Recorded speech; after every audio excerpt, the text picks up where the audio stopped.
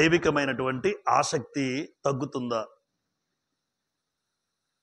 ఈరోజు మనందరి జీవితాల్లో కూడా కొన్ని విషయాల్లో మనం ఆసక్తి కలిగి ఉంటాం. ప్రాముఖ్యంగా ఆరోగ్యం విషయంలో ఆసక్తి లేని వాళ్ళు ఎవరైనా ఉంటారా? ఆరోగ్య విషయంలో లేదా వాటి కోసం ఆరోగ్యం కోసం చేయాల్సిన కార్యక్రమాలు ఎన్నో ఉంటాయి. మంచి ఆహారం తీసుకోవాలంటారు, డైలీ వాకింగ్ చేయాలి, శరీరానికంటూ ఎక్సర్సైజెస్ ఉండాలి. ఏదైనా శరీరం పట్ల ఈ లోకంలో అనేక రకాల ఆసక్తులు కలిగి ఉంటాం. కొంతమంది గేమ్స్ విషయంలో ఆసక్తి కలిగి ఉంటారు. వాళ్ళకున్న ఇంట్రెస్ట్ అది. ఆసక్తి కలిగి ఉంటే వాళ్ళు ఏదైనా చేయడానికి ఇష్టపడతారు. చూడండి, ఆసక్తి లేకపోతే మనం ఏమీ చేయలేము. కానీ ఈ లోకంలో భౌతిక సంబంధమైన వాటి విషయాల్లో ఎంతో ఆసక్తి కలిగి ఉంటారు. పిల్లలను చూసినప్పుడు అర్థమవుతుంది. ఎందుకురా అంత ఆ పరిస్థితి నీకు ఏర్పడుతుందంటే వాళ్ళు అంటారు, నాన్న నాకు ఇంట్రెస్ట్, నాన్న నాకు అందులో ఇంట్రెస్ట్ ఉంది అంటాడు. అది గేమ్స్ అయినా చదువు అయినా లోకంలో ఏదైనా వాటి విషయంలో ఆసక్తి ఉంటే అది నెరవేర్చుకోవడానికి మనిషి తాపత్రయపడతాడు, ఆతృత కలిగి ఉంటాడు. ఈరోజు దైవికమైన ఆసక్తి తగ్గుతుందా అని దేవుడు మాట్లాడుతున్నాడు మనందరితో. దైవికమైన ఆసక్తి పెరుగుతుందా తగ్గుతుందా? లోక సంబంధమైన విషయాల్లో నీకెంత ఆసక్తి ఉందో అది మనందరికీ తెలుసు. మరి దైవికమైన విషయాల్లో నీవెంత ఆసక్తి కలిగి ఉన్నావు అన్నది కూడా దేవుడు అడుగుతూ ఉన్నాడు. వాస్తవానికి అసలు దైవికమైన ఆసక్తి తగ్గిపోవడానికి గల కారణం ఏంటి తెలుసుకోవాలి. దేవుని పట్ల ఆసక్తి కొంతమందికి ఉండదు. దేవుని విషయంలో ఆసక్తి కలిగి కార్యక్రమాలు చేయాలని ఉండదు. దేవుని మందిరానికి రావాలని ఉండదు. దేవుని వాక్యం వినాలని ఉండదు. ఉదయాన్నే లేచి ప్రార్థన చేసుకోవాలని ఉండదు. అంటే ఎందుకు ఇటువంటి పరిస్థితి ఏర్పడుతుంది అన్నది గ్రహించాలి. ఇప్పుడు దేవుని పట్ల ఆసక్తి అంటే ఏమనుకోవాలంటే దేవుని వాక్యం వినే పట్ల ఆసక్తి, దేవుని మందిరానికి వచ్చే విషయంలో ఆసక్తి, దేవుని మందిరంలో ఏ పనైనా చేయాలి అన్న ఆసక్తి, దేవుని కోసం బ్రతకాలి అన్న ఆసక్తి. ఇప్పుడు ఈ అన్ని విషయాల్లో తగ్గిపోతుంది అంటే కారణం ఏంటంటే ఏదో కారణం ఉంటుంది. ఇప్పుడు ఒక వ్యక్తి అనారోగ్యం ఉన్నప్పుడు ఆకలి తగ్గిపోతుంది. అరే, ఒక తల్లి అడుగుతుంది, నాకు రీసెంట్గా జరిగిన సంఘటన. స్కూల్కి వస్తుంది. స్కూల్కి వచ్చి, అమ్మ ఏంటమ్మా వీడు రోజు రోజుకి ఇలా అయిపోతున్నాడు అని అడిగాను. 5వ తరగతి పిల్లవాడు. 5వ తరగతి పిల్లవాడే కానీ ఆడు 1వ తరగతి పిల్లవాడిలా ఉన్నాడు. ఏమైందంటే ఆకలి తగ్గిపోయింది బ్రదర్, ఆకలి తగ్గిపోయింది సార్, తినడం లేదు ఏదీనా, మేము అందుకే బెంగ పెట్టుకున్నాం అని ఆ తల్లి తండ్రి అంటున్నారు. అంటే బిడ్డ పరిస్థితి తన ఏజ్కి తగ్గట్టుగా, వయసుకు తగ్గట్టుగా లేడు. ఆ వయసుకు తగ్గట్టుగా ఎందుకు లేడు అంటే ఆవిడ చెప్తున్న కారణం ఏంటంటే తినడం లేదు, ఆకలి తగ్గిపోయింది. డాక్టర్ల దగ్గరికి తిరగని డాక్టర్ అంటూ ఎవరూ లేరు. తిరుగుతూ ఉన్నాం కానీ వాడు ఏం చేయాలో అర్థం కావట్లేదు. ఆకలి తగ్గిపోవడం వల్ల వాడు ఇలా నీరసించాడు, ఇలా మీకు కనబడుతున్నాడు అన్నది. ఇప్పుడు ఆకలి తగ్గిపోవడానికి గల కారణం జనరల్గా శరీరంలో ఆకలి తగ్గిపోవడానికి కారణం అంటే గ్యారంటీ ఏంటి? అనారోగ్యమే. మీరు ఎప్పుడైనా చూడండి, విపరీతమైన జ్వరము, కడుపు నొప్పి, కడుపు ఉబ్బరంగా ఉన్నాడు, ముందుకు మీరు బిర్యానీలు తేవండి. ప్రాన్స్ బిర్యానీ అంటారా, చికెన్ బిర్యానీ అంటారా, మటన్ బిర్యానీ అంటారా, మీరు ఏది తిండి ఆడికి విపరీతమైన జ్వరం ఉందనుకోండి, జ్వరంతో మూలుగుతూ ఉన్నవాడి దగ్గరికి ముందు బిర్యానీ పెట్టినా కడుపు ఉబ్బరంగా ఉంటుంది. కొంతమందికి ఇంకేం తినలేడు. కడుపు నొప్పితో బాధపడుతున్నాడు ముందుకి ఎన్ని డిషెస్ మీరు తెచ్చుకొచ్చినా, జనరల్గా ఎన్ని రకాల వెరైటీస్ మీరు తీసుకొచ్చి చూడండి, వాడు ఆకలి చచ్చిపోతుంది లేదా ఆకలి తగ్గిపోతుంది. అంటే ఆకలి తగ్గిపోవడానికి కారణం శరీరానికి జబ్బు చేసింది, శరీరానికి ఏదో రోగం వచ్చింది అంతే. శరీరానికి రోగం రావడం వల్ల వాడిలో ఉన్న ఆకలి ఏమైంది? చచ్చిపోయింది. మరి ఇప్పుడు దేవుని పట్ల ఆసక్తి తగ్గిపోయిందంటే వాడికి ఏదో రోగం వచ్చింది. అలాగే అనుకోవాలి, నేనైనా మీరైనా, నాకేదో రోగం వచ్చింది, నాకేదో జబ్బు చేసింది.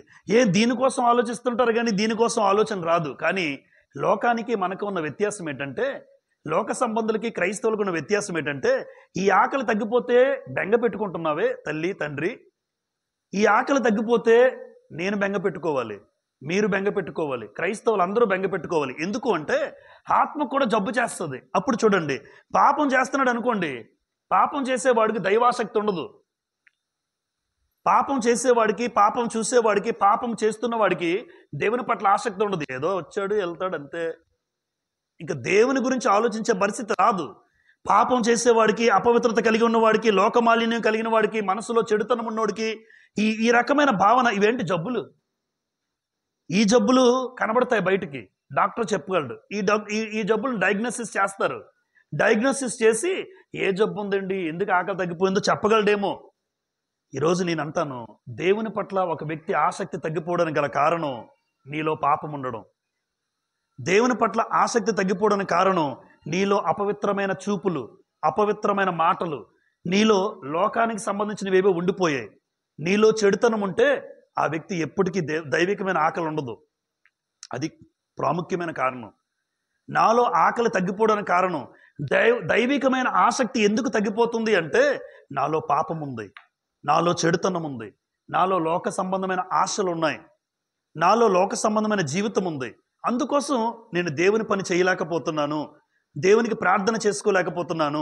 అరే, ఉదయాన్నే క్రైస్తవులందరూ యేసుప్రభువే పెందలకడ లేచి ప్రార్థన చేసే అలవాటు ఉంటే, యేసుప్రభువే పెందలకడ లేచి అలవాటు ఉంటే, క్రైస్తవుడిగా నాకు అసలు అలవాటే లేదే, అసలు ప్రార్థన చేసుకునే ఆలోచన లేదే.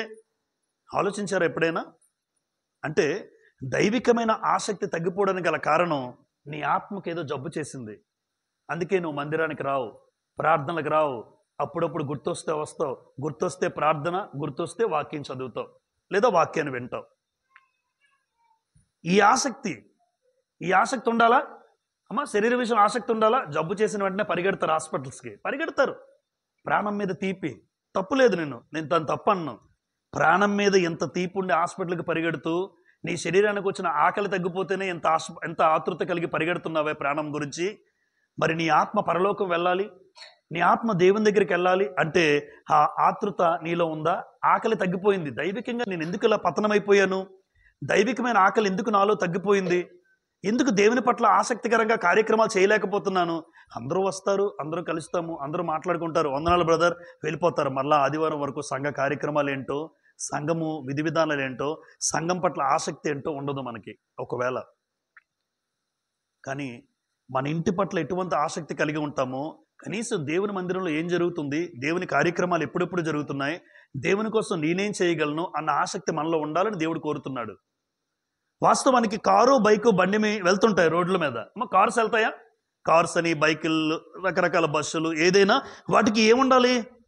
జనరల్గా పెట్రోల్. కానీ ఇప్పుడు పెట్రోల్, డీజిల్ వాటికి ఇంధనం. ఆ ఇంధనం ఉంటేనే ఈ కార్ అయినా, బైక్ అయినా, బస్సు అయినా, ఆటో అయినా, లారీ అయినా ఆ బండి ఏమవుద్ది? ముందుకు నడుస్తుంది. దైవికమైన జీవితం ఈ ప్రయాణం. ఈ దైవికమైన ప్రయాణం నా జీవితంలో దైవికమైన ప్రయాణం కొనసాగించాలంటే ఆసక్తి అనే ఇంధనం నాకు కావాలి. దేవుని పట్ల ఆసక్తి అనే ఇంధనం నాకు లేకపోతే నా బండి ముందుకెళ్ళదు. ఏ బండి? దైవికమైన ప్రయాణం, దైవికమైన జీవితం అనే ప్రయాణం. లోకంలో బ్రతుకుతూ ఉంటాను అందరిలాగే, కానీ దేవుని పట్ల ఆసక్తి కలిగిన ప్రయాణం నాలో ముందుకు కొనసాగాలి అంటే దేవుని పట్ల ఆసక్తి అనే ఇంధనం, అది పెట్రోల్, డీజిల్ కన్నా గొప్పది. పెట్రోలు, డీజిల్ లేకపోతే బండి నడవదు. ఆసక్తి నీలో లేకపోతే నీ జీవిత ప్రయాణంలో దైవాసక్తి అనేది వెళ్ళదు, ముందుకు నడవదు, ఆ ప్రయాణం కొనసాగదు. అందుకే ఇది మనకు కనబడుతుంది. మరలా చెప్తున్నాను, ఇవి మనకు కనబడతాయి, ఇది మనకు కనబడుతుంది. కానీ దేవుని ఆసక్తి నాలో ఉందా లేదా అనేది వ్యక్తిగతంగా ఎవరి జీవితాలకు వాళ్ళకి అర్థమవుతుంది. ఒకవేళ దేవుని ఆసక్తి నీలో లేకపోతే మొట్టమొదటిగా నువ్వు ఏం చేయాలంటే డయాగ్నోసిస్ చేసుకోవాలి. నాలో ఏ లోపం ఉంది? ముందుగా నాలో ఆసక్తి అనేది లేదు. దేవుని వాక్యం పట్ల ఆసక్తి లేదు, దేవుని మందిరం పట్ల ఆసక్తి లేదు, దేవుని కొరకు బ్రతకాలని ఆసక్తి లేదు, మార్పు చెందాలని ఆసక్తి లేదు, నా లోపాలు సరిచేసుకోవాలని ఆసక్తి లేదు. ఇన్ని ఆసక్తులు లేనప్పుడు దైవికమైన ఆసక్తి నీలో ఎందుకు కలుగుతుంది? కలగదు. ఆకలి తగ్గిపోద్ది గ్రాడ్యువల్గా, అంచెలంచెలుగా నీ ఆకలి తగ్గిపోతుంది.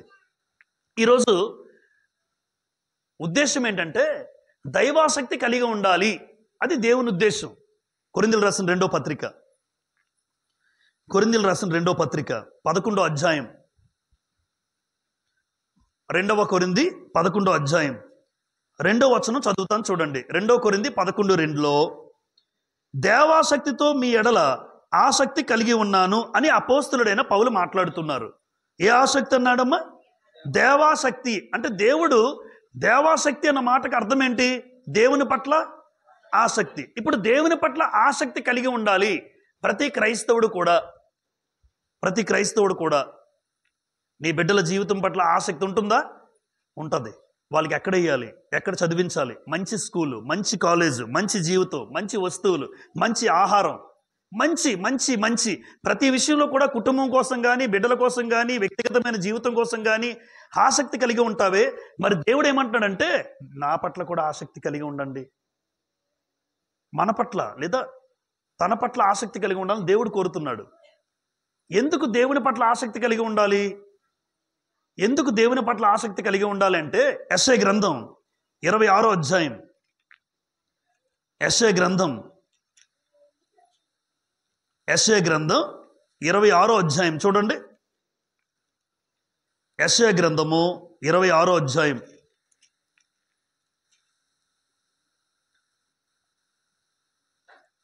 11వ వచనం.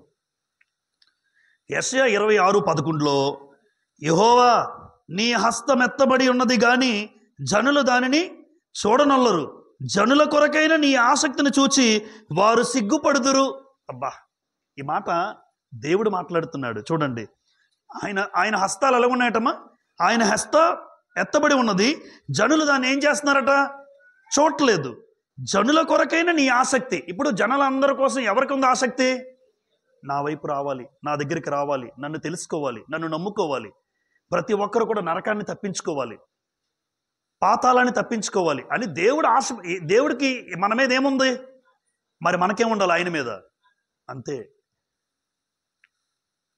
ఇప్పుడు ఒక వ్యక్తి నన్ను గౌరవిస్తున్నాడంటే నేను కూడా ఎదుటి వ్యక్తిని ఏం చేయాలని చూస్తాడు అవతలుడు.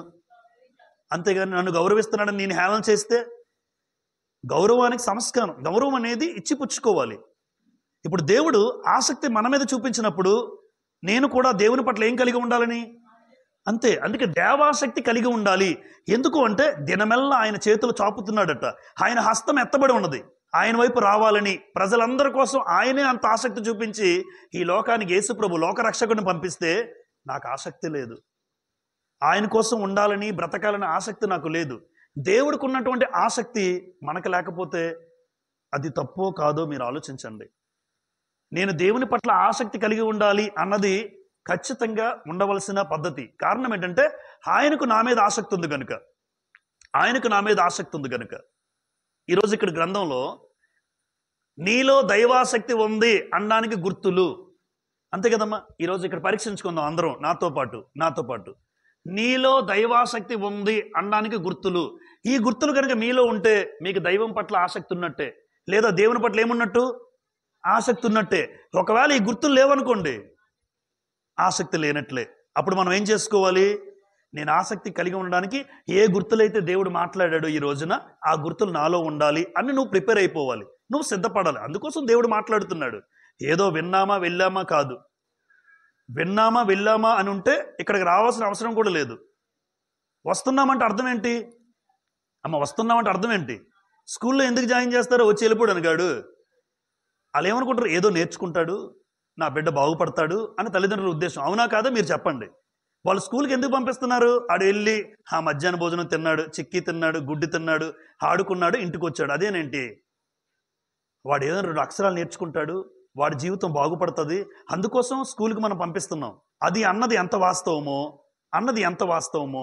మనందరి జీవితాల్లో కూడా దైవికమైన ఆసక్తి ఉండడానికి గుర్తులేటంటే మందిరానికి వచ్చామంటే ఖచ్చితంగా ఏదో నేర్చుకుని వెళ్ళాలి. ఆ నేర్చుకుంది నా జీవితంలో అనుసరించాలి. కాబట్టి నీలో దైవాసక్తి ఉంది అనడానికి గుర్తు నెంబర్ 1 చూడండి, దేవుని మందిరం పట్ల ఏముంటుంది? ఇప్పుడు దేవుని మందిరం పట్ల ఆసక్తి ఉంటే ఆ వ్యక్తికి ఏమున్నట్టు? దేవుని పట్ల ఆసక్తి ఉన్నట్టు. దేవుని మందిరం పట్ల ఆసక్తి ఉంటే దేవుని యందు ఆసక్తి ఉన్నట్టు. అలా దేవుడు అనుకుంటాడు. అమ్మ మందిరం పట్ల ఆసక్తి లేకపోతే దేవుడు మనకు ఆసక్తి ఉంటుంది అనుకుంటాడా? ఎప్పుడు అనుకోడు. చూడండి, దావీదు ఉదాహరణగా రాశాను నేను. మొదటి దినవృత్తాంతముల గ్రంథం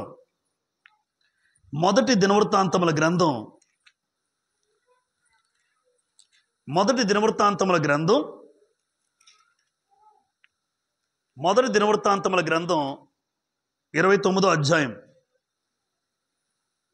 మొదటి దినవృత్తాంతముల గ్రంథం 29వ అధ్యాయం 3వ వచనం చదువుతాను చూడండి. మొదటి దినవృత్తాంతములు 29:3లో మరియు నా దేవుని మందిరం మీద నాకు కలిగి ఉన్న మక్కువ చేత. మక్కువ అంటే ఆసక్తి. నా దేవుని మందిరం మీద నాకు కలిగి ఉన్న మక్కువ చేత నేను ఆ ప్రతిష్ఠితమైన మందిరము నిమిత్తము అన్నాడు. దావీదు దేవుని మందిరం కోసం దావీదు గారు 68,000 తులాల బంగారం, 1,26,000 తులాల వెండి. మీరు ఆలోచించండి ఎంత ఉంటుందో. 68,000 కేజీల బంగారం, 68,000 కేజీల బంగారం, 1,26,000 తులాల కేజీల వెండి. ఇదంతా దేవుని కోసం దేవుని మందిరం కోసం ఆయన దాచిపెట్టాడట. అంటే దేవుని మందిరం మీద ఆయనకి ఏముంది? ఈ ఆసక్తి. ఇప్పుడు దేవుని మందిరం కోసం దాచిపెట్టడంలో ఆయన ఆసక్తిని చూపించాడు. ఇప్పుడు నాకు దేవుని మందిరం పట్ల ఆసక్తి ఉందని మనం ఎలా వ్యక్తపరచగలం? దేవుని కోసం మనం ఏదైనా చేయగలిగితేనే. దేవుని మందిరం కోసం నువ్వేదైనా చేయగలగాలి. అది ఆర్థికంగా డబ్బులు ఇచ్చినా, లేదా దేవుని మందిర కార్యక్రమాల్లో పాలుపంపులు పొందుతున్నా, దేవుని కోసం ఏ పనైనా చేసినప్పుడు అప్పుడు దేవుడు ఏమనుకుంటాడు? నాకు కూడా దేవుని మందిరం మీద ఆసక్తి ఉంది. దేవుని కార్యక్రమాల సువార్త విషయంలో కానీ, సువార్థికులకు సహకరించడంలో కానీ, దేవుని పని విషయంలో నువ్వేది చేసినా, దేవుని వాక్యం అనేక ప్రాంతాలకు వెళ్ళడానికి ఏది చేసినా ఆ వ్యక్తికి ఏమున్నట్టు? దేవుని పట్ల అది. అంటే దైవాసక్తి కలిగి ఉండేవాడు దేవుని మందిరం పట్ల ఆసక్తి ఉంటుంది. ఇప్పుడు దావీదు ఆసక్తి ఉండడం వల్ల దేవుని మందిరం పట్ల నాకు కలిగి ఉన్న మక్కువ అన్నాడు. అంటే దావీదుకి మక్కువ ఉంది. దేని మీద మక్కువ? దేవుని మందిరం పట్ల. మరి నాకు ఎప్పుడైనా దేవుని మందిరం కోసం ఏదైనా చేయగలిగానా? దేవుని మందిరం కోసం ఏదైనా పని చేయగలిగానా? దేవుని కోసం ఏదైనా ఇవ్వగలిగానా? దేవుని పని కోసం ప్రయాసపడుతున్న వాళ్ళకి ఏదైనా నేను చేయగలిగానా? ఆ దేవుని మందిరంలో ప్రయాసపడుతున్న సహోదరులకు నేనేమైనా నా వంతు సహకరించగలిగానా? దేవుని మందిరం కోసం ఏదైనా చేయకపోతే ఆ వ్యక్తి దేవుని పట్ల ఆసక్తి ఉన్నవాడైతే కాదు. నా ఇంటి పట్ల నాకు ఆసక్తి ఉంటుంది. ఇంటిని చాలా జాగ్రత్తగా కాపాడుకుంటాను. ఇంటి ప్రతి విషయంలో కూడా ఎక్కడ ఏది ఉండాలో అన్నీ ఏర్పాటు చేసుకుంటాను. అది నాకు ఇంటి పట్ల నాకేమన్నా ఆసక్తి. దేవుని మందిరం పట్ల ఆసక్తి ఉంటే దేవుని మందిరానికి ఏది అవసరం, దేవుని మందిరానికి నేనేం చేయగలను, దేవుని మందిరంలో ఏ వస్తువులు లోటుగా ఉన్నాయి, దేవుని మందిరానికి నా వంతు ఏది చేయగలను అన్న ఆలోచించుకుంటాడు. అంటే దేవుని మందిరం పట్ల ఆసక్తి ఉన్న వ్యక్తులు మాత్రమే దేవుని పట్ల ఆసక్తి కలిగి ఉన్నవారు. లేదు అంటే దేవుని మందిరం పట్ల నీ ఆసక్తి తగ్గిపోయింది. దేవుని మందిరం పట్ల నీ ఆసక్తి తగ్గిపోయింది. ఇది మొట్టమొదటిగా. నెంబర్ 2, దేవుని యందు ఆసక్తి ఉంది అనడానికి గుర్తేంటి అంటే దేవుని వాక్యం పట్ల ఏముంటుంది? దేవుని వాక్యం పట్ల ఆసక్తి ఉంటుంది. ఇక్కడ 2 బెరయా సంఘస్థ గురించి ఎన్నోసార్లు విన్నాం. కొంతమంది యూదుల్లో కొంతమంది దేవుని వాక్యం పట్ల ఏముందట? ఆసక్తి ఉన్నట్టు గ్రంథంలో రాయించాడు దేవుడు. చూడండి, అపోస్తుల కార్యములు 17వ అధ్యాయం. అపోస్తుల కార్యములు 17వ అధ్యాయం 11 చదువుతాను. వీరు తెస్సలోనికలో ఉన్నవారి కంటే గనులై ఉండిరి గనుక ఆసక్తితో వాక్యమును అంగీకరించి అన్నాడు. ఆసక్తితో వాక్యాన్ని ఏం చేశారు? వాళ్ళు అంగీకరించారు. ఇది ఎవరి గురించి రాయబడిన మాట అంటే ఇది బెరయా సంఘస్థులు. బెరయా సంఘస్థులు వాక్యం పట్ల ఏముంది? వాళ్ళకి ఆసక్తి ఉంది. కాబట్టి ఇప్పుడు ఈ రోజు చెప్తున్న వాక్యం ఎంతమంది ఇంటికి వెళ్ళి చూస్తారు చెప్పండి? మీలో బయటికి చెప్పకండి. ఈరోజు ఇక్కడ చెప్పబడిన వాక్యం ఎవరైతే రాసుకున్నారో ఇంటికెళ్ళి ఈరోజు ఏ వాక్యం చెప్పారు, దేవుడు ఈరోజు ఏం మాట్లాడాడు, మనిషిని చూడకండి. అక్కడ దేవుడు నాతో ఈరోజు ఏం మాట్లాడాడు అని ఎప్పుడైనా ఇక్కడ రాసుకున్న వాక్యం ఇంటికెళ్ళి చూసిన వాళ్ళు ఉన్నారా? బెరయా సంఘస్థుల్లో ఉన్న మంచి గుణం ఏంటంటే వాక్యం పౌలు గారు చెప్పినా, పౌలు ఎంత గొప్పవాడు వాస్తవానికి, పౌలు చెప్పినా అలా ఉన్నదా లేదా, లేని దేవుని చెప్తున్నాడా పౌలు గారు, ఆయన చెప్తే మేము నమ్మాలా అంటే చూడండి, ఇంటికెళ్ళి వాక్యం అట చూసేవారట, ఆసక్తితో చదివేవారట, అలా ఉందా లేదా. తర్వాత రాశాడు అక్కడ చూడండి, ఆసక్తితో వాక్యం అంగీకరించి పౌలును శీలయును చెప్పిన సంగతులు అలా ఉన్నవో లేవో అని ప్రతిదినము లేఖనాలను ప్రతిరోజు లేఖనాలు చూస్తున్నారా? పౌలు శీల చెప్తుంటే అసలు మనం చూడక్కర్లేదు బైబిల్ని, కానీ ఆ వ్యక్తి చెప్తున్న మాటలు గ్రంథంలో ఉన్నాయా అని ఈ బెరయా సంఘస్థుల ఆలోచన. అంటే ఇంటికెళ్ళి ఆయన ఏం చెప్పారు, వాక్యం చూస్తూ ఉన్నారు, అలా ఉందా లేదా. ప్రతి దినము లేఖనాలను పరిశోధిస్తూ ఉన్నారు. వారికి లేఖనాల పట్ల ఏముంది? వాక్యం పట్ల ఆసక్తి ఉన్నవాడు దేవుని పట్ల ఆసక్తి కలిగిన వాడు. అసలు వాక్యం పట్ల ఆసక్తే లేదనుకోండి, దేవుని పట్ల నువ్వు ఆసక్తి లేనివాడిగా ఇంకా మనం ముద్ర స్టాంప్ అంటారు కదా, స్టాంప్ ఏంటి? స్టాంప్ వేశారంటే అది గ్యారంటీ అని అర్థం. స్టాంప్ వేస్తే అది చెల్లుతుందని అర్థం. ఇప్పుడు దేవుడు కూడా మన మీద స్టాంప్ వేయకూడదు. ఈ వ్యక్తికి దేవుని పట్ల ఆసక్తి లేదు అనకూడదు. నిన్ను నన్ను చూసి దేవుని వాక్యం పట్ల ఆసక్తి ఉంటే అనారోగ్యం ఉన్నా పరిగెట్టి వచ్చి కూర్చున్న వాళ్ళు ఇక్కడ చాలా మంది ఉంటారు. బాధ, బలహీనత, చిన్న చిన్న వాటి గురించి చెప్తున్నాను. ఆ చిన్న బలహీనత నిన్ను సంఘానికి నడిపించకుండా ఉండకూడదు. జ్వరం అని, కడుపు నొప్పి వచ్చిందని బాధపడి, దగ్గు, తుమ్ము, జలుబు, ఇవి కారణాలు చెప్పచ్చు ఎవరైనా? దగ్గు, జబ్బు, తుమ్ములు, జలుబులు, ఈ కారణాల దేవుని మందిరానికి. ఆ చిన్న చిన్నవి చెప్తున్నావు అంటే నీకు దేవుని పట్ల ఆసక్తి లేదని అర్థం. దేవుని వాక్యం వినడానికి ఆసక్తి కలిగి ఉండాలి. నిద్రనైనా చంపుకోవాలి. కొంతమంది ఆసక్తి ఎందులో ఉంటుంది చెప్పమంటారా? నిద్ర. సామెతల గ్రంథం గుర్తొచ్చింది కనుక అక్కడికి వెళ్దాం. అపోస్తలుల కార్యాలు వదలొద్దు. సామెతల గ్రంథం దేవుడు అది రాయించాడు. సామెతల గ్రంథం 20వ అధ్యాయం చూడండి. కొంతమందికి ఆసక్తి అండి ఇది. 20:13 చూడండి.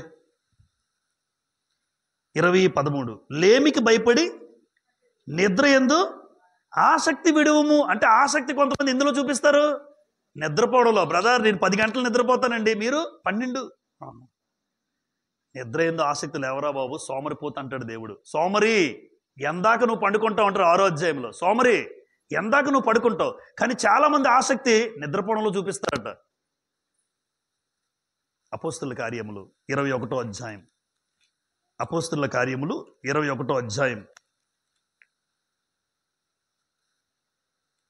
అపోస్తలుల కార్యములు 21వ అధ్యాయం 20 చూడండి. 20 వారు విని దేవుని మహిమపరిచి అతన్ని చూచి, సహోదరుడా, యూదులలో విశ్వాసులైన వారు ఎన్ని వేల మంది ఉన్నారో చూచుచున్నావు కదా, వారందరూ ధర్మశాస్త్రమందు ఆసక్తి గలవారు. ధర్మశాస్త్రమందు ఆసక్తి కలిగిన వారు కొంతమంది ఉన్నారు. ఎన్ని వేల మంది ఉన్నారట. వాళ్ళందరూ యూదులు. అంటే వాళ్ళందరికీ ధర్మశాస్త్రం అంటే ఏముంది? ధర్మశాస్త్రం అంటే వాక్యం. ధర్మశాస్త్రం అంటే వాక్యం. అంటే దేవుని వాక్యం పట్ల ఆసక్తి బెరయా సంఘస్థులకే కాదు, ఆనాటి యూదుల్లో వేలల్లో చాలా మంది ఉన్నారట అని దేవుడు రాయించాడు.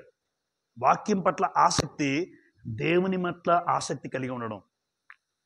దేవుడు అంటే ఆసక్తి ఉందని చెప్పి వాక్యం వినడానికి రాకపోతే మీరు ఏమనుకోలే, అడిగి వాక్యం దేవుని పట్ల ఆసక్తి లేదని చెప్తాను నేనైతే. దేవుడు అంటే మాకు చాలా ఆసక్తి అంటారు, మరి సంఘానికి కనబడు లేదు. దేవుడు అలా ఒప్పుకోడు. నీకు దేవుని పట్ల ఆసక్తి ఉందంటే ఎలా కనబడాలి? దేవుని వాక్యం పట్ల ఆసక్తి కనబడాలి. ఆ వాక్యం వినడానికి ఆసక్తి, వాక్యం చదవడానికి ఆసక్తి, అలా ఉంటే అప్పుడు దేవుడు అంటాడు నిజమే, ఆ వ్యక్తి దేవుని పట్ల ఆసక్తి కలిగిన వాడే. అలా గుర్తుంటుంది. అంతేగాని గుర్తులు కొన్ని ఉంటాయి. ఆ గుర్తులు లేకుండా మనం ఎలా చెప్పగలం చెప్పండి? అలా చేయకుండా బాగా చదువుతున్నాడండి, క్లాస్ ఫస్ట్ వస్తున్నాడు ఈ అబ్బాయి అంటే వాడి గుర్తు ఏంటి చెప్పండి? అందరికన్నా ఎక్కువ మార్కులు వచ్చి ఉంటాయి. ఎక్కువ మార్కులు వస్తుంటే వాళ్ళని ఏమంటాం అంటే దానికి ఒక గుర్తు. ఆడ ఎప్పుడు హైయెస్ట్లో ఉంటాడు, టాప్ మార్క్స్లో ఉంటాడు. ఆ మార్క్స్ బట్టి చూసి క్లాస్ హైయెస్ట్ అంటే అలా చెప్పగలం, గుర్తుంటుంది. ఇప్పుడు నాకు కూడా గుర్తుండాలంటే వాక్యం పట్ల ఆసక్తి ఉంటేనే దేవుడు అనుకుంటాడు నా యందు నీకేముంది ఆసక్తి. ఈరోజు వాక్యం పట్ల ఆసక్తి చాలా మంది తగ్గిపోతుందంటే కారణం చెప్పాను కదా, ఏదో జబ్బు చేసి ఉంటుంది, ఏదో అనారోగ్యం ఉంది. అది పాపమైనా కావచ్చు, అపవిత్రతైనా కావచ్చు, లోకమాలిన్యమైన, చెడుతనమైన. అలాంటి పరిస్థితులు మాత్రమే ఒక వ్యక్తికి దైవికమైన ఆకలి చచ్చిపోద్ది. నెంబర్ 3, దేవునికి నచ్చనిది నీలో నీ ఎదుట ఉండడానికి ఇష్టపడని జీవితం. దేవుడికి నచ్చందట నీలో ఉండకూడదు, నీ ఎదుట కూడా ఉండకూడదు. అలాంటి వారి నుంచి నువ్వు దూరం అయిపోవాలి. అది ఏ రకమైన జీవితం? దేవుని పట్ల ఏమున్నట్టు అంటే దేవుని పట్ల ఆసక్తి కలిగిన వాడు నాలో దేవునికి నచ్చంది ఏది ఉండకూడదు అనుకుంటాడు, నా ఎదుట కూడా ఉండకూడదు. దీనికి బెస్ట్ ఎగ్జాంపుల్ మనకి ఫీనిహాసు అహరోనుకి మనమడు, ఎలియాజరు కుమారుడు. కాబట్టి ఈ ఫీనిహాసు తనలో చెడుతనం లేకుండా చూసుకున్నాడు. తన ఎదుట కూడా ఒక చెడుతనం జరిగిందట. ఒక పురుషుడు స్త్రీ వ్యభిచారం చేస్తూ కనబడ్డారట. పురుషుడు స్త్రీ కనబడ్డారు. ఈ ఫీనిహాసుకి చూశాడు. ఆ గుడారంలో ఏం జరుగుతుందంటే ఒక పురుషుడు స్త్రీ కలుసుకున్నారు. వాళ్ళు చెడుతనం చేస్తున్నారు. వారిద్దరు దేహాలు పాడు చేసుకున్నారు. అది చూశాడట ఫీనెహాసు. చూసి పెద్ద బల్లెం తీసి ఒకే బల్లెంతో ఇద్దరిని పొడి చేస్తాడు. ఒకే బల్లెం, ఇద్దరు కూడా ఆ ఇద్దరిని కూడా పొడి చేశాడట. ఎంత దారుణం చూడండి. అంటే ఫీనెహాసుకి దేని మీద కోపం వచ్చిందంటే దేవునికి వ్యతిరేకంగా బ్రతుకుతున్న వాళ్ళ మీద కోపం వచ్చింది. అది చూసిన దేవుడు అనుకున్నాడట, సబాష్ సబాష్ అన్నాడు దేవుడు. ఫీనెహాసు ఎక్సలెంట్ అన్నాడు ఫీనెహాసుని. చంపినందుకు దేవుడు దుఃఖపడలే, హత్య చేసావనలే.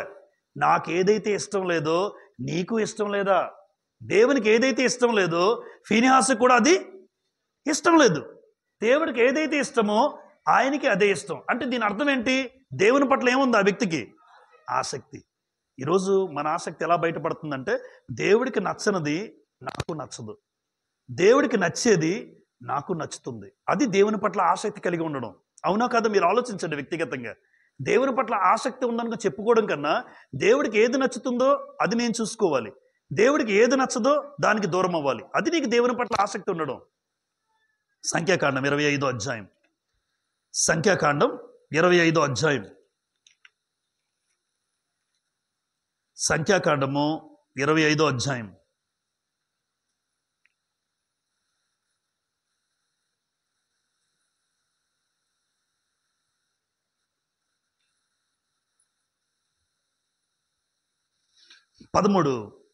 అది నిత్యమైన యాజక నిబంధనగా అతనికిని అతని సంతానమునకును కలిగి ఉండును. ఏలయనగా అతడు తన దేవుని విషయమందు ఆసక్తి గలవాడై ఇశ్రాయేలు నిమిత్తము ప్రాయశ్చిత్తము చేసెను. చంపబడిన వాని పేరు జిమ్రి. అతడు సిమ్యోనిలో తన పితరుల కుటుంబమునకు ప్రధాని అయిన సాలు కుమారుడు. చంపబడిన స్త్రీ పేరు కొజ్బి. అగో పురుషుడు స్త్రీ ఎవరైతే పాపం చేశారో వాళ్ళ పేర్లు రాశాడు. ఆవిడ పేరేమో కొజ్బి అని రాస్తుంది.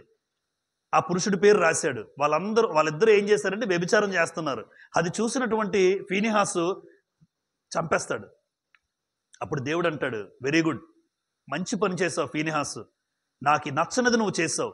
అంటే దీన్ని బట్టి ఏమర్థమవుతుంది? ఫీనెహాసుకి దేవునికి వ్యతిరేకమైంది నచ్చదు. కాబట్టి ఈరోజు దేవునికి ఇష్టంగా బ్రతకాలి లేదా దేవుని పట్ల ఆసక్తి నీకు ఉందా లేదా ఎలా తెలుస్తుంది? దేవుడికి నచ్చంది నీలో కూడా కానీ ఎన్ని ఉంటాయి మనలో. దేవుడు వద్దన్నది చేసే వాళ్ళు ఎంతమంది ఉంటారు? దేవుడు చూడొద్దు వెళ్ళొద్దు అనే అనుకునే పరిస్థితి ఎంతమందిలో ఉంటుంది? ఇది దేవుడికి నచ్చదా? నాకు నచ్చదు. ఇది దేవుడికి నచ్చుతుందా? నాకు నచ్చుతుంది అని అనుకునే వాళ్ళు ఎంతమంది ఉంటారు? అది అలా చేస్తేనేనమ్మా దేవుని పట్ల ఆసక్తి కలిగి ఉండడం. లేదు అంటే దేవుని పట్ల ఆసక్తి కలిగి ఉన్నాడు నేను 100 సార్లు చెప్పుకుంటాను. నేను ఏది దేవునికి వ్యతిరేకమైంది నువ్వు చేస్తూ దేవునికి నచ్చందు చేస్తూ దేవుడు అంటే ఆసక్తి కలిగి ఉందని నువ్వు చెప్పుకున్నంత మాత్రాన దేవుడు ఒప్పుకోడు. నేను చెప్పుకున్నంత మాత్రాన దేవుడు ఒప్పుకోడు. ఆయనకి నచ్చంది నాకు నచ్చకూడదు. అందుకే దావీదు అంటాడు, నీ ఇష్టము నెరవేర్చుట నాకు సంతోషం అంటాడు. మొబైల్ షాప్లో పెట్టండి. 40వ కీర్తన 8వ వచనంలో నీ ఇష్టము నెరవేర్చుట నాకు సంతోషం. నెంబర్ 4, దేవుడు కోరుకున్నది లేదా చెప్పినది చేసే జీవితం ఉంటుంది ఎవరికి? దేవుని పట్ల ఆసక్తి కలిగి ఉన్న వారికి. ఇక్కడ ఒక వ్యక్తి జీవితం రాశాను చూడండి. ఎవరైనా యెహూ అనేవాడు ఇశ్రాయేల్ రాజు. ఈ యెహూ ఆహాబు సంతతి వారిని అందరినీ కూడా ఏం చేశాడు తెలుసమ్మా? చంపేశాడు. ఆహాబు యెజబేలు గురించి తెలియని వాళ్ళు ఎవరు ఉండరు ఇక్కడ. ఆహాబు యెజబేలు అసలు విగ్రహారాధన ప్రారంభానికి కారణం యెజబేలు. దేవుని దగ్గరికి ఆ యెజబేలు ఎప్పుడైతే ఆ ఇంట్లో అడుగుపెట్టిందో విగ్రహారాధన ప్రవేశించింది. అలాంటి విగ్రహారాధన వచ్చే పరిస్థితుల్లో భర్త కూడా ఏమనలేకపోయాడు. భార్య డామినేషన్ అండి ఇంట్లో. భార్య డామినేషన్. భార్య ఇలా అంటది కొన్నిసార్లు కుటుంబాల్లో. భార్య కళ్ళు అయిపోయినట్టే మనిషి. భర్త కళ్ళుకి భార్య అనుకోగా ఉండాలి. భర్త చెప్పినట్టు లోబడాలి. కానీ భార్య కళ్ళకే భయపడిపోయే భర్తలు ఉంటారు. అగో ఇప్పుడు ఏమైంది తెలుసమ్మా? యెజబేలు కళ్ళకు భయపడినటువంటి ఆ భార్యకు భయపడిన భర్త ఆహాబు తన సంతతి వారిని అందరినీ కూడా యెహో ఏం చేశాడు తెలుసా? చంపేశాడు. మరలా చెప్తున్నాను, యెహో చంపడం వల్ల దేవుడు సంతోషించాడు. దేవుడు సంతోషించాడు. ఎందుకు దేవుడు సంతోషించాడంటే యెహో నాకు నచ్చింది నువ్వు చేసావన్నాడు. 2 రాజుల గ్రంథం 10వ అధ్యాయం. 2 రాజుల గ్రంథం ఈ చరిత్ర కనబడుతుంది ఇక్కడ. చూడండి యెహో ఏమని మాట్లాడుతున్నాడో. 2 రాజులు 10వ అధ్యాయం 2 రాజులు 10వ అధ్యాయం 16వ వచనం చూడండి. 2 రాజులు 10:16లో యెహోవాను గూర్చి నాకు కలిగిన ఆసక్తిని చూచుటకై నాతో కూడా రమ్మనగా యెహూ రథం మీద వారు అతన్ని కూర్చుండబెట్టరి. యెహూ పిలిచాడు ఒక ఆయన్ని, యెహోనాదాబు అన్నవాడు కనబడతాడు అక్కడ. ఇప్పుడు యెహూకు ఏముందట? యెహోవాను గూర్చి నాకు కలిగిన ఆసక్తి ఏంటి? దేవునికి యెహూకి కలిగిన ఆసక్తి ఏంటో తెలుసా? ఏమీ లేదు. దేవుడు ఏం చెప్పాడంటే ఆహాబు సంతతి వాళ్ళు ఉండకూడదు, ఆహాబు సంతతి వాళ్ళు భూమి మీద ఉండకూడదు, ఇది దేవుడు చెప్పాడు. ఇప్పుడు దేవుడు కోరుకున్నది ఏంటంటే ఆహాబు సంతతి వాళ్ళు ఉండకూడదు. అలాంటి దేవుడు ఏదైతే కోరుకున్నాడో అది నెరవేర్చాడు. ఎవరు? యెహూ. దేవుడు కోరుకున్నది ఒకవేళ మీరైనా నేనైనా నెరవేర్చామనుకోండి, దేవుడు చాలా కోరుకున్నాడు మన నుంచి కూడా.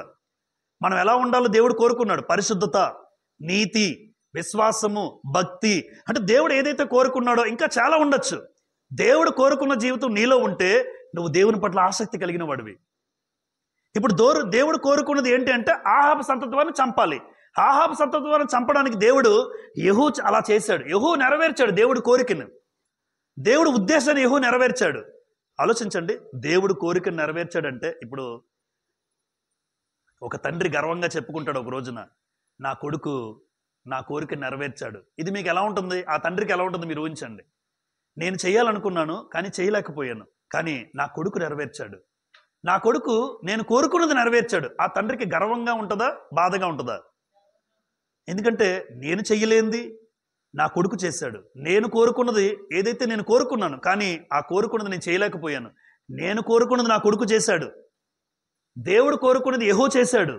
దేవుడు కోరుకున్నది యెహూ చేసినప్పుడు దేవుడు నా పట్ల నువ్వు ఆసక్తి కలిగిన వాడివి.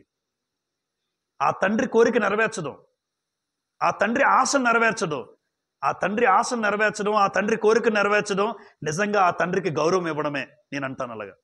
కాబట్టి దేవుడు ఏదైతే కోరుకున్నాడో మన నుంచి కూడా అలాంటి జీవితం మనలో ఉండాలి. అలా నీలో ఉంటే ఖచ్చితంగా నువ్వు దేవుని పట్ల ఆసక్తి కలిగిన వాడివే. ఒకవేళ దేవుడు కోరుకున్న జీవితం నాలో లేకపోయినా, దేవుడికి ఇష్టం లేని జీవితం నాలో లేకపోయినా, నేను ఆయన పట్ల ఏమి లేనివాడిని, ఆసక్తి లేనివాడిని. మరలా చెప్తున్నాను, ఆసక్తి నాకు లేదు కాబట్టి ఆయన కోరుకున్న జీవితం నాలో కనబడడం లేదు, ఆయన కోరుకున్న బ్రతుకు నాలో కనబడడం లేదు. అలా అనుకోవాలి. నెంబర్ 5, దీనికి సంబంధించిందే కనెక్షన్.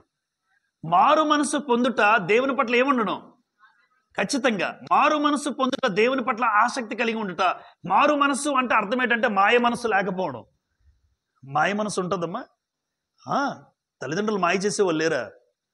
కాలేజ్ అని చెప్తారు, కాలేజీలో ఉన్నాడు మాయ. కాలేజీలో ఉన్నాడు, ఎక్కడో బీచ్లో తిరుగుతుంటారు.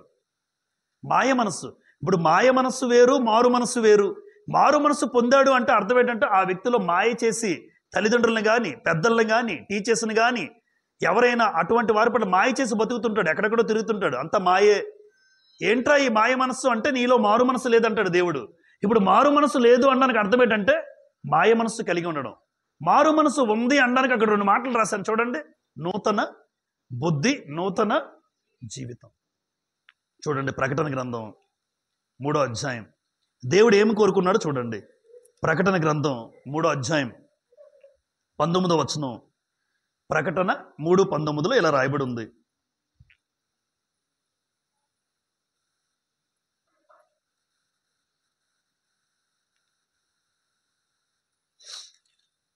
చదువుతున్నాను. నేను ప్రేమించు వారిని అందరినీ గద్దించి శిక్షించుచున్నాను గనుక నీవు, అండర్లైన్ చేసుకోండి, ఆసక్తి కలిగి మారు మనసు పొందుము. అంటే మారు మనసు పొందడానికి ఏముండాలి మనకి? ఒక వ్యక్తి మారు మనసు పొందడానికి ఆసక్తి కలిగి ఉన్నాడు అంటే అర్థం ఏంటంటే దేవుని పట్ల ఏముంది ఆ వ్యక్తికి, అంతే. అదే సూచన, అదే నీకు గుర్తు. ఏంటి గుర్తు? ఒక వ్యక్తి మారాడు, ఒక వ్యక్తి మార్పు చెందాడు, తన బ్రతుకు మారింది, తన జీవితంలో మార్చుకున్నాడు, చాలా లోపాలు తెలుసుకున్నాడు, జీవితం మార్చుకున్నాడు, మారు మనసు పొందాడు అంటే ఆ వ్యక్తికి దేవుని పట్ల ఏమున్నట్టు, అంతే. ఈరోజు ఇక్కడ సంఘానికి వచ్చినా కూడా మారలేదు అని మీకు ఎవరినైనా చూస్తే అనిపిస్తే, వీడు మారలేదు అని అనిపించింది అనుకోండి, వాడు దేవుని పట్ల ఆసక్తి లేనివాడు కాదు. ఇప్పుడు ఎవరికి వారు చూడండి, గుండెల మీద చేసుకుంటే నేను మారానా, నా బ్రతుకు మారిందా, బాప్తిజం పొందిన తర్వాత నా జీవితం మారింది అని నీకు అనిపిస్తే నీకు దేవుని పట్ల ఆసక్తి ఉంది. లేదు, బయటకు మాత్రం అలా కనబడుతున్నాను, సేవకులకు అలా కనబడుతున్నాను, విశ్వాసులకు అలా కనబడుతున్నాను, నాలో నిజంగా మార్పు వచ్చిందో లేదో ఎవరికి వాళ్ళు తెలిసిపోద్ది. నాలో మార్పు వచ్చిందా లేదా ఎవరికి వాళ్ళు తెలుస్తుంది. మార్పు లేదు అనుకోండి, నీకు దేవుని పట్ల ఆసక్తి లేదు. ఎందుకు? మారు మనస్సు పట్ల ఏముండాలన్నాడు? ఆసక్తి కలిగి మారు మనస్సు పొందుము అన్నాడు. కాబట్టి దేవుని పట్ల ఆసక్తి ఉన్నవాడు ఖచ్చితంగా ఏం పొందుతాడు? మారు మనస్సు. ఆ మారు మనస్సే నూతన బుద్ధి, నూతన జీవితం. నీ పాత బుద్ధి కనబడకూడదు, నీ పాత జీవితం కనబడకూడదు. దేవునికి ఇష్టం లేని ఆ పాత రోత జీవితం, ఆ భయంకరమైనటువంటి ఆ వ్యసనాలు, ఆ అలవాట్లు, ఆ జీవితం కనబడకూడదు. అదే నూతన జీవితం, నూతన బుద్ధి అన్నాడు. అలా నూతన జీవితం, నూతన బుద్ధి కలిగిన వాడు, మారు మనసు కలిగిన వాడైతే, ఆ మారు మనసు కలిగిన ప్రతి ఒక్కరిని చూసి దేవుడు ఏమంటాడంటే, నీవు నా పట్ల ఆసక్తి కలిగి ఉన్నావు. ఆసక్తి దేవుడంటే ఉంది కనుక నీ బ్రతుకు మార్చుకున్నావు. ఎందుకంటే ఆయన బ్రతుకును మనకు చూపించాడు ఈ లోకానికి వచ్చి యేసు ప్రభు వారు. మనం ఎలా జీవించాలో చూపించాడు. ఈ రోజున మత్తయి, మార్కు, లూకా, యోహాను సువార్తల్లో యేసు ప్రభు జీవితం కనబడుతూ ఉంటే, ఆయన జీవితం కనబడినట్టు మనకేం చేశాడంటే, నువ్వు మారాలి, నువ్వు మారాలి, నీ బ్రతుకు మారాలి. ఎప్పుడైతే మారాలి మారాలి మార్పు చేసుకుంటూ ఉంటారో ఆ వ్యక్తి దేవుని పట్ల ఆసక్తి కలిగిన వారు. ఇక్కడ ఒకలా ఉంటారు, అక్కడ ఒకలా ఉంటారు, ఉద్యోగంలో ఒకలాగా ఉంటారు, స్నేహితుల దగ్గర ఒకలాగా ఉంటారు. ఏం మార్పు? అలాంటి ఇక్కడ ఒకలాగా ఉండి స్నేహితుల దగ్గర ఒకలా ఉండేవాడు ఎవరిని ప్రభావితం చేయలేడు. ప్రభావితం చేయగలడా? నిన్ను బట్టి ఎవరు మారరు. ఆడ సంఘానికి వెళ్ళినప్పుడు అలా ఉంటాడు, మా దగ్గర ఎలా ఉంటాడు మీకు తెలియదు అంటున్నారు. మా దగ్గర ఎలా ఉంటాడు మీకు తెలీదు. ఎక్కడున్నా నువ్వు ఎలా ఉండాలి అంటే, మారు మనసు పొందుకున్నటువంటి క్రైస్తవుడిగా బ్రతికితే నీ ప్రభావం వేరే మీద పడాలి, నీ ప్రభావం వేరే మీదకి రావాలి. నెంబర్ 6, ఆత్మ సంబంధమైన వరములు యందు ఏముండాలి? ఆసక్తి. ఆత్మ సంబంధమైన వరములు అని రాశారు. అయితే మనకు అర్థం కావడానికి నేను ఏమన్నానంటే, ఆత్మ సంబంధమైన జీవితం పట్ల ఎప్పుడు మనకేముండకూడదు? నిర్లక్ష్యం ఉండకూడదు. ఆత్మ సంబంధమైన జీవితం పట్ల నిర్లక్ష్యం అనేది ఉండకూడదు. కొరింథీయులకు రాసిన మొదటి పత్రిక, కొరింథీయులకు రాసిన మొదటి పత్రిక 14వ అధ్యాయం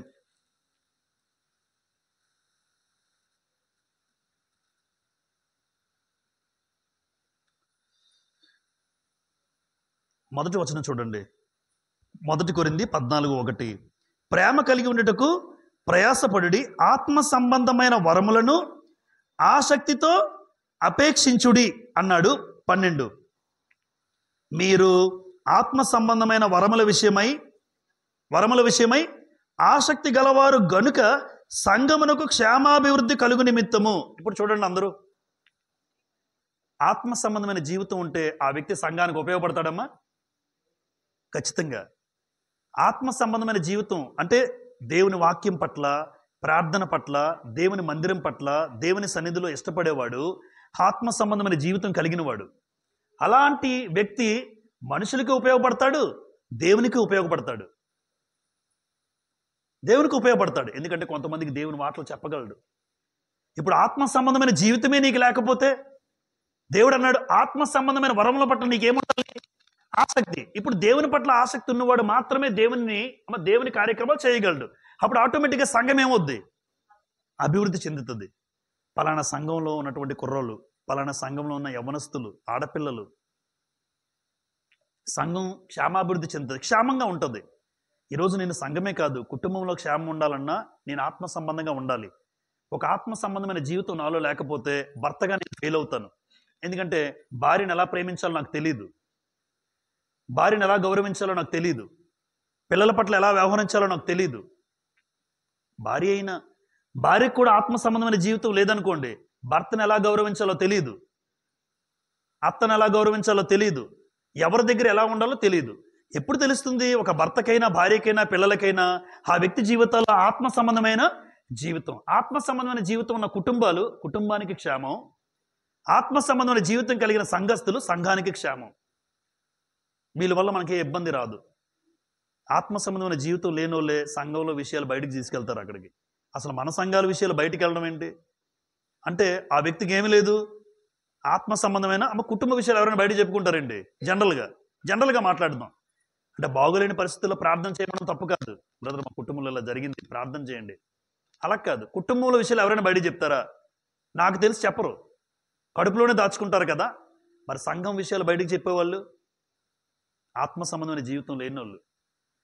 అంటే మన సంఘాన్ని చులకన చేయడమే కదా జనరల్గా. ఏ సంఘమైనా, ఎవరి గురించి అయినా. కుటుంబాన్ని మాట్లాడుకోవు కదా బయటికి వెళ్ళి అందరి దగ్గర. మరి సంఘం విషయాలు చెప్తున్నావంటే, సంఘ కార్యక్రమాల విషయంలో మాట్లాడుతున్నావంటే చెడుగా. ఆత్మ సంబంధమైన వరవుల పట్ల, ఎప్పుడు ఆత్మ సంబంధమైన జీవితం పట్ల ఏముండాలి?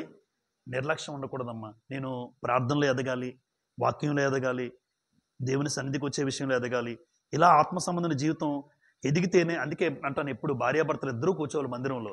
భర్త వస్తే భార్యలు ఉండరు, భార్యలు వస్తే భర్తలు ఉండరు అనుకోండి. ఆ పరిస్థితుల్లో ఇద్దరికి ఏ జీవితం లేదు చెప్పాలి. ఆత్మ సంబంధమైన జీవితం అందుకే క్షేమం ఉండదు కుటుంబంలో, ఉండదు.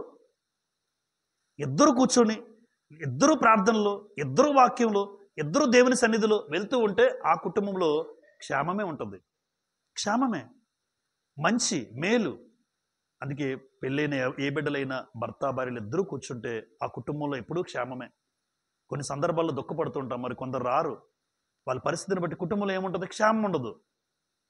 ఈరోజు సంఘానికైనా కుటుంబానికైనా క్షేమం ఒకటే, ఆత్మ సంబంధమైన జీవితం నీలో ఉండాలి. ఆత్మ సంబంధమైన దేవుడి కోరుకున్నది నాలో ఉండాలి.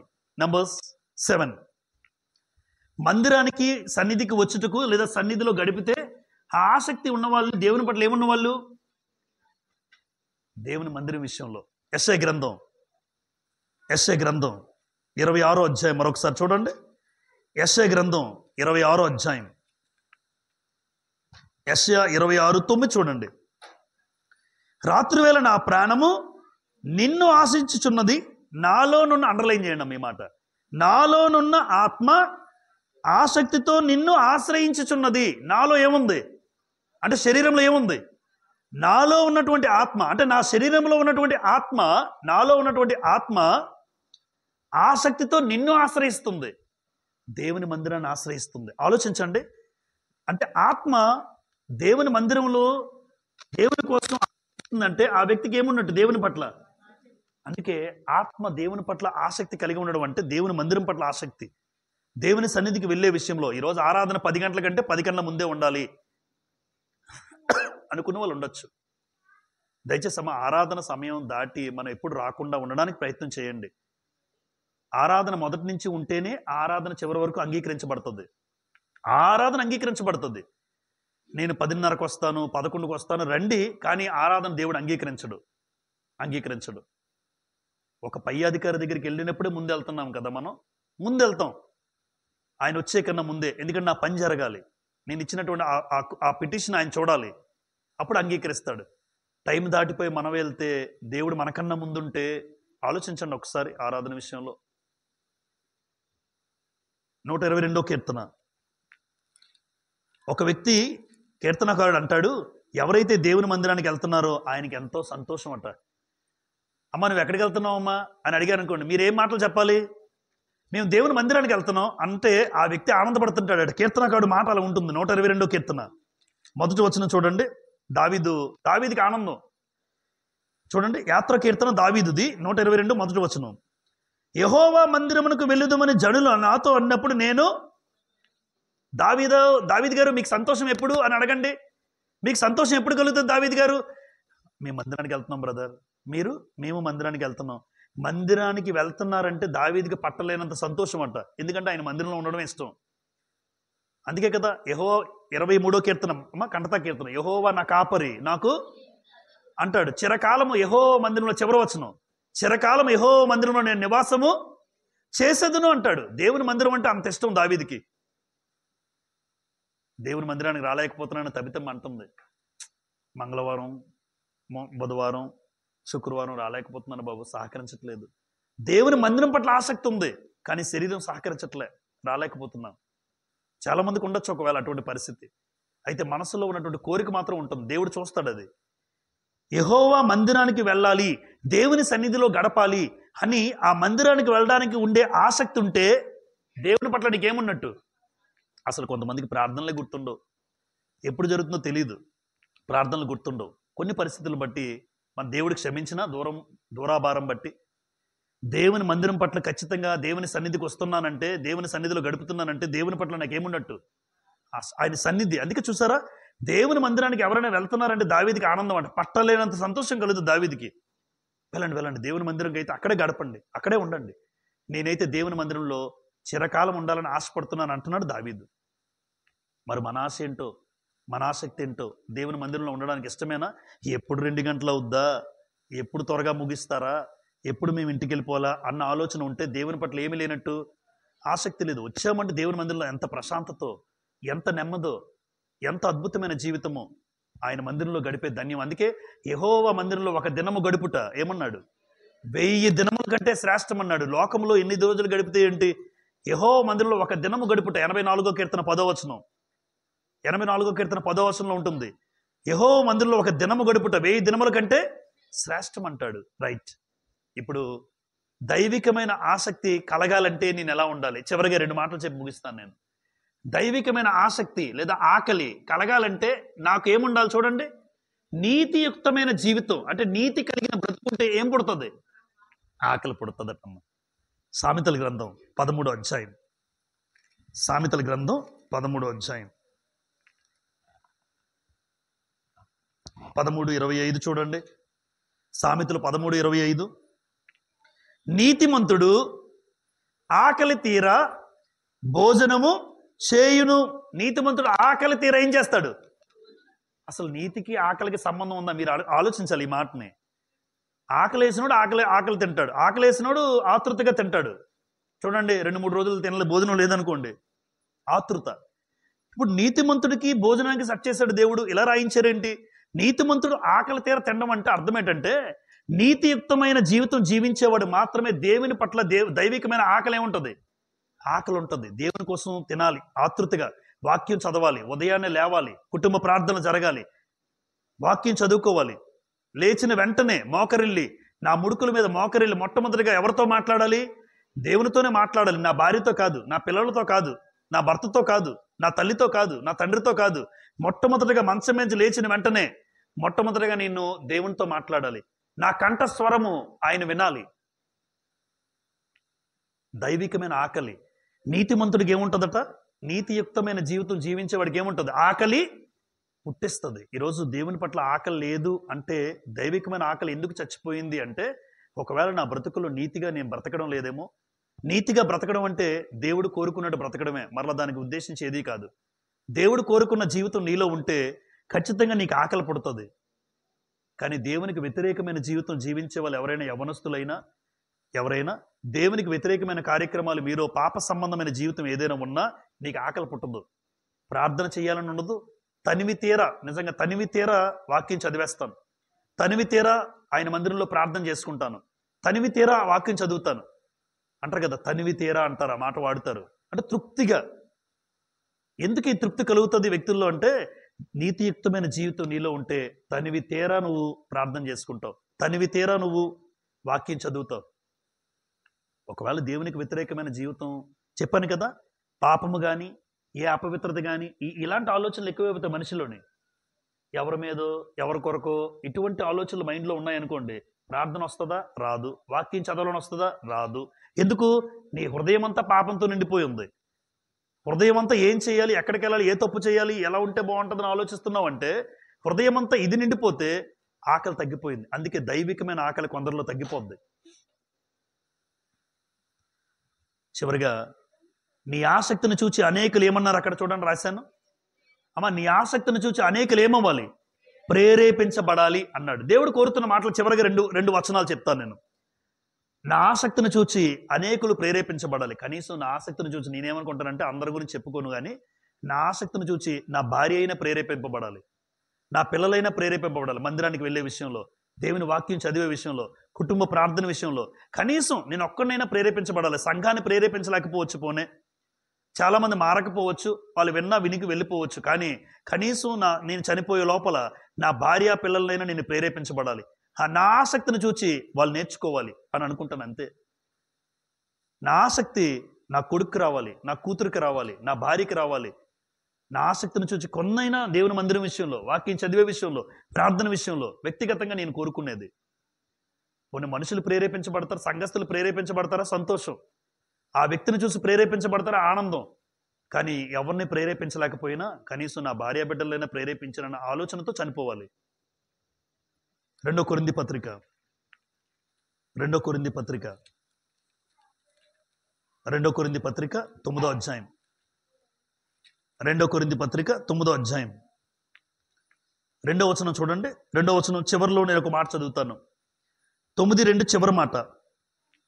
మీ ఆసక్తిని చూచి అనేకులు ప్రేరేపింపబడిరి అన్నాడు. 9:2 చివరిలో ఉంటుంది, 3కి మధ్యలో లేదా 3 స్టార్టింగ్లో ఉంటుంది.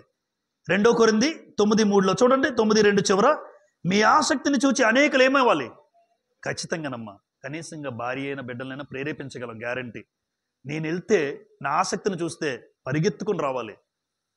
నేను రాను అనడానికి అవకాశం లేదు, ఇంకా నేను వెళ్ళను అనడానికి అవకాశమే లేదు. అలాంటి పరిస్థితుల్లో ఉంటే కనీసం ఆ జీవితమైనా నాకు ఉందన్న ఆత్మసంతృప్తి మనకు ఉంటుంది. దేవుని పట్ల ఆసక్తి కలిగి ఉండే జీవితం మనకు ఉండాలి. ఎందుకంటే నిన్ను చూసి అనేకులు ప్రేరేపించబడాలి, నిన్ను బట్టి ప్రేరేపించబడాలి. నిన్ను బట్టి ఎవరు పాడవకూడదు, నా జీవితాన్ని చూసి ఎవరు పాడైపోకూడదు. నేను అనేకులు బాగు చేసేవాడిగా ఉండాలి, నువ్వు అనేకులు బాగు చేసేవారిగా ఉండాలి, నిన్ను బట్టి అనేకులు మారేవారిగా ఉండాలి, మార్పు చెందే జీవితం మనలో ఉండాలి. చివరిగా ఆసక్తిని తుదమట్టుకు నేనేం చేయించాలి? మనందరం, నేనైనా మీరైనా ఆసక్తి ఉంది, దేవుని పట్ల ఆసక్తి ఏదైతే మీరు కలిగి ఉన్నారో ఆసక్తిని చివరి వరకు కొనసాగించాలి. హెబ్రీ పత్రిక 6వ అధ్యాయం చివరి మాట. హెబ్రీ పత్రిక 6వ అధ్యాయం దేవుడి ఆసక్తి విషయంలో ఏమంటున్నారంటే, 6వ అధ్యాయం హెబ్రీలకు రాసిన పత్రిక 12 చూడండి. ఓర్పు చేతను వాగ్దానములను స్వతంత్రించుకుని వారిని పోలి నడుచుకున్నట్లుగా మీలో ప్రతివాడును మీ నిరీక్షణ పరిపూర్ణమగు నిమిత్తము మీరిదివరకు కనపరిచిన ఆసక్తిని తుదమట్టుకు కనపరచవలనని అపేక్షించుచున్నాము, అంటే కోరుతున్నాను. ఏదైతే ఆసక్తితో దేవుని విషయంలో ఒకవేళ మీరు కలిగి ఉంటే ఆ ఆసక్తి కడవరకు కొనసాగించండి, తుదమట్టు కొనసాగించండి. నిరీక్షణ కలిగి దేవుడు మీకోసం ఏదైతే ఉంచారో ఆ స్థలానికి మీరు వెళ్ళగలరు. ఈ ఆసక్తి తగ్గిపోకూడదు. చాలా మంది ఆసక్తి ఏముంటుంది, ప్రారంభం చాలా ఆసక్తి ఘనంగా స్టార్ట్ చేస్తారు. బాప్తిజం పొందిన తొలినాళ్ళు ఎలా ఉంటారు చెప్పండి? మందిరం మానరు, ప్రార్థన మానరు, వాక్యం చదవడం మానరు. క్రమంగా బాప్తిజం తీసుకున్న సంవత్సరాలు గడుస్తుంటే మందిరంలో కనబడరు. ఇప్పుడు ఇక్కడికి వచ్చిన వాళ్ళలో మనలో నాతో సహా బాప్తిజం తీసుకున్న తర్వాత నేను ఎదిగానా, ఆసక్తి తగ్గిందా? ఒక్కసారి ఆలోచించండి. ఎదిగింది అన్న మీ సమాధానం అయితే ఓకే, వెల్ అండ్ గుడ్. లేదు, బాప్తిజం తీసుకున్నప్పుడు ఎలా ఉండేవాడినో నాకే తెలుసు, ఎంత మండేవాడినో, దేవుని కోసం ఎలా బ్రతకాలనుకున్నవాడినో తీర్మానాలు చేసుకున్నాను అంటావా? మరి ఇప్పుడు సన్నగిల్లిందా, తగ్గిపోయిందా? దైవాసక్తి లేదా దైవికమైన ఆసక్తి, ఆకలి ఎప్పుడూ తగ్గకూడదు. అది రోజు రోజుకి ఆకలి పెరగాలి. అలాంటి దైవికమైన ఆసక్తితో మనం ఉండాలని. ఒకవేళ ఎప్పుడైనా దైవికమైన ఆసక్తి తగ్గిపోతే ఆలోచించి ఒకసారి, ఇది ఈరోజు రాసిన మాటలు. శరీరమైన ఆకలి విషయంలో తగ్గిపోద్ది, గ్యారంటీ తగ్గిపోద్ది. శరీరానికి జబ్బు చేసింది, అందుకే ఆకలి పుట్టడం లేదంటారు. ఓకే, మరి ఆకలి దేవుని విషయంలో తగ్గిపోయిందంటే నిజంగా దేవుని విషయంలో ఎక్కడున్నావు నువ్వు? ఎటువంటివి నీలో వచ్చాయి? నీ ఆత్మకు జబ్బు చేసిందేమో ఆలోచించండి. దైవికమైన ఆసక్తితో మనం బ్రతకాలని దేవుడు దైవాసక్తి కలిగి ఉండాలని కోరుకున్నాడు. అలా దైవాసక్తి కలిగిన గుర్తులు కొన్ని చెప్పాను. ఆ గుర్తులు మనలో ఉంటే దేవుని పట్ల ఆసక్తి ఉంది, లేదు అంటే వాటిని పొందుకోవడానికి ప్రయాసపడదాం. ఓపికతో మీ అందరికీ ప్రభువుడి వందనాలు చెల్లిస్తున్నాను.